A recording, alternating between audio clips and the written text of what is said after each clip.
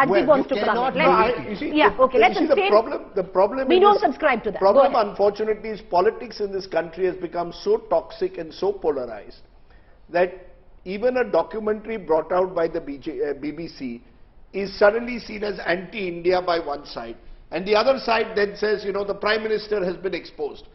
Frankly, there was a time when you saw a documentary objectively for it what it was and did an objective critique of it. Now it gets caught in this partisan politics. Then you have a tax rate which Sanju Verma says is looking at transfer pricing violations that have been taking place for years.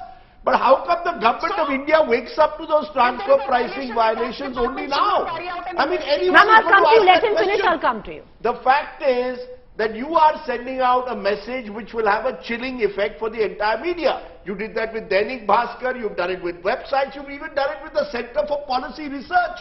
You conducted a survey on them as well.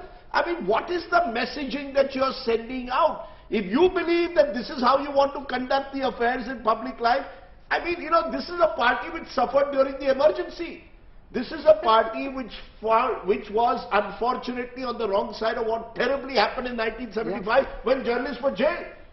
And people like L.K. Advani, the BJP leader, stood up and said the media, you know, is crawling when asked to beg. I'm saying all these years later, the shoe is on the other foot. When you are in power, why are you repeating the same mistakes that others did in the past? It's I'm just taking closing comments, and Sanju, I will give you the longest. Let Tehseen come in for 10 seconds and then you take your time. Is that okay? Fair enough. You'll have the final word. Tehseen, go ahead. Closing comments.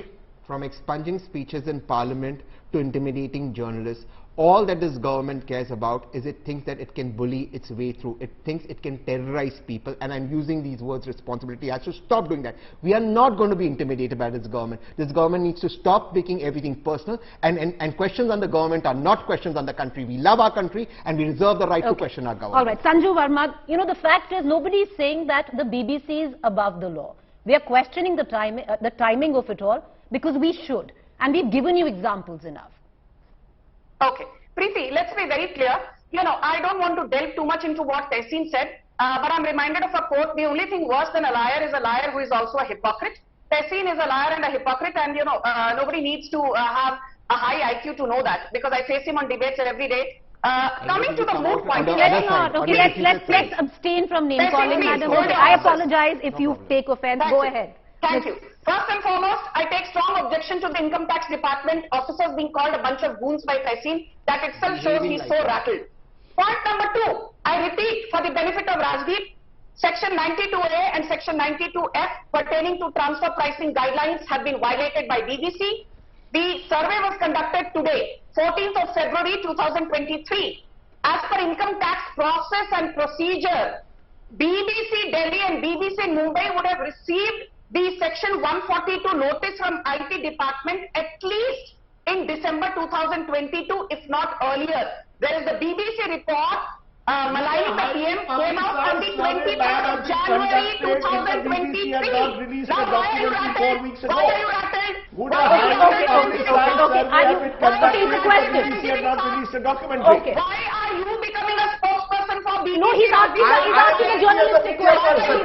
I'm speaking as a legal person. 1 second. Please do not Rajdeep, 1 second. Do you trust the tax department of this country, Rajdeep Sardesai? No, I trust the truth. And free speech is not absolute. Get that clear. BBC undermined the judiciary. Judiciary gave a clean sheet to the Prime Minister. Who the hell is BBC to say that, you know, Jack Straw or an Arundhati Roy or an Akar Patel, nor Modi haters, you take their opinion, which are just a bunch of conjectures and testimonies, and you try to portray that as the truth. Ma'am, then don't watch it. Ma'am, that's the beauty of our country. That's the beauty of a democracy. Don't like a film, don't watch it. Don't watch it. Don't watch it. That's the thing, right?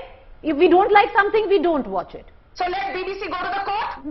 Let BBC go to the court. Did not Prime Minister Modi fight for 20 years in every court of this land? But just because something wrong happened with Prime Minister Modi does not justify wrong happening today. Prime Minister Modi fought for 20 years in every court of the land. And you people still castigate him.